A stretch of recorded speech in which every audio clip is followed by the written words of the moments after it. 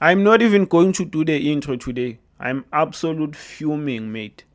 I am absolute fuming. I've had enough of this team. I am sick and tired of this fucking team, mate. Pusodi Chejan is on the verge of signing for Mamelodi Sundowns. This is coming from a reliable source in Far Post. They are saying Sundowns are in advanced talks to sign Pusodi Chejan. And you know how this will end. You already know where this is going. Whenever Sundowns reaches this stage of negotiation, they are going to get their man. Whenever Sundowns goes all in for a player, they are going to get him. And once again, they are going to beat us. How many times in recent years have we lost out to Mamelodi Sundowns when it comes to signing a player? How many times has this man beat us in a transfer race? How many times? Teboho Mokoena, Sipho Mbule, Jaden Adams, Junior Mendieta, Bathusi Obas. The list goes on and on. It goes on and on. Season in, season out, we are victims. These men are smashing us in the field. They are smashing us in the transfer window. And some of us have been brainwashed into believing that we can't compete against Sundowns financially. We can compete against Sundowns in the market. We definitely can. We definitely can. It's an excuse I'm not even trying to entertain, mate. Don't tell me we can't compete with Mamelodi Sundowns financially, cause we can. We can. We are not a small team. We are not Marumo Gallants, respectfully.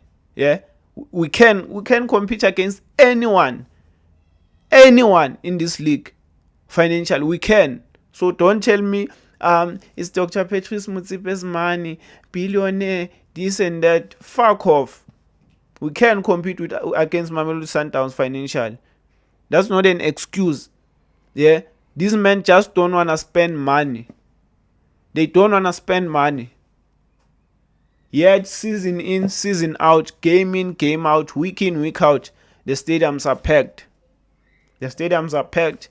The merchandise is selling like crazy. But these men still don't want to spend money on transfers. It's an absolute joke. It's an absolute joke. This is the same player that was sacked from Kaizer Chiefs, by the way. He was sacked. He was fired for refusing to be a ball boy. And I got to hear his side of the story. It's not a matter of they didn't want to. I think there were 2 or 3 players. The other one is Omega Mtara, who's playing at Stellenbosch. Very good player, left back. So what happened is they had a game in the following day. Yeah, they were still playing in the DDC, and they were asked to be ball boys, and they told the club they can't be ball boys because they have a game in the morning. And then the team wasn't even trying to negotiate with them, and that's where things fell apart. So I do get where they are coming from. I do understand where they are coming from. Now we had a chance to make things right and bring him back. Yeah, as a grown player. This is his second season in the Betway Premiership. Currently, yeah, he's top 3 best players in the league. I don't care. 4 goals, 4 assists. He's versatile. He gives you an option as a right back, gives you an option as a winger, gives you an option as a 10. For fuck's sake, what are we doing here? It's an absolute joke. It's an absolute joke. Like, comment, subscribe. I'm out.